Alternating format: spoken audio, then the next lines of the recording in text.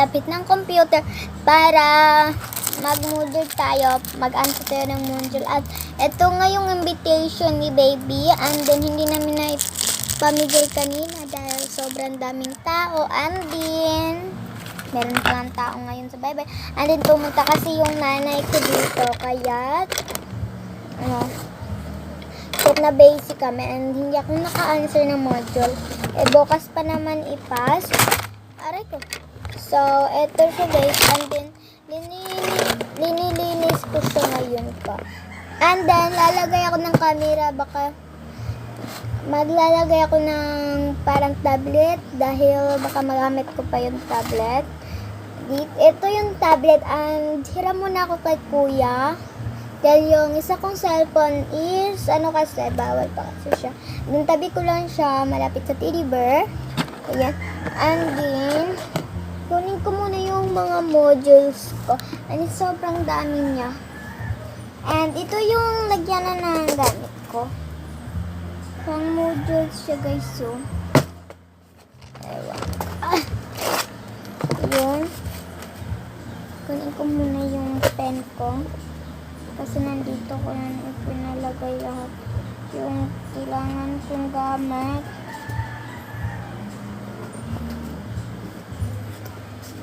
So, yun. And then ngayon is mag-answer ako. Ito naman yung mga modules ko. And then nilagay ko na lang siya sa envelope para hindi makalat dahil makalat kasi siya. And then, nilagyan ko na lang siya ng name. Kasi, nilagyan ko siya ng name. Eto guys, ito lang yung answeran mo. Hindi ka na kailangan nito. Pero, pwede mo naman siyang i-dot-all dito. Kaya, pwede naman natin kailanganin. Ano yun? So, una is, araling panlipunan. So, ano siya, week 2, and then evaluation.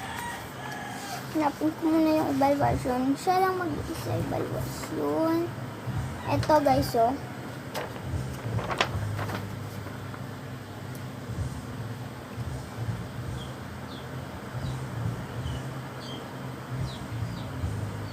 ang gagamit ng mga beste o sanina sa mga lalaki sa unang panahon. Kangan? O parang kangan siya. Kangan, bahag, og putong. Kangan og sleeveless. Putong og maong. T-shirt og short.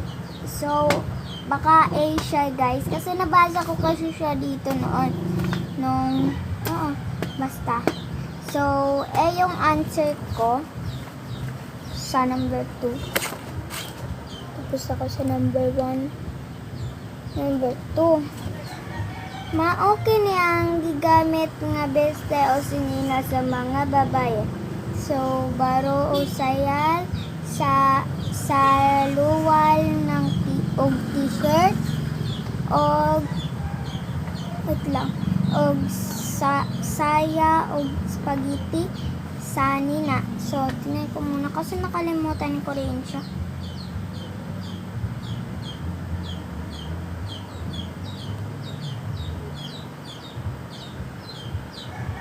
Saya pala o saya ngayon.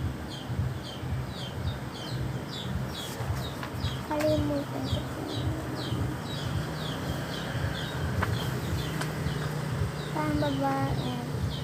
Baro, blouse, isul o mga dumitas na bukton o saya. So, tingnan ko to, baro o saya. Alam ko na guys, is baro o saya. Sayal siya. So, yung natin answer. So, number 3. Number 4 na tayo. Ang butang gigamit sa mga Pilipino sa pagkaon sa unang panahon. A. Dahon sa saging, bumbong sa kawayan, paper plate o plastic, plato, kutsara, tinidor. So guys, parang nabasa ko siya.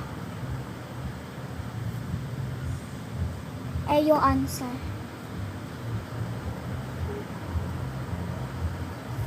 A. Yan. Ang rason ngano ang ubang mga Filipino sa una sige og balhin-balhin og Pinoy anan.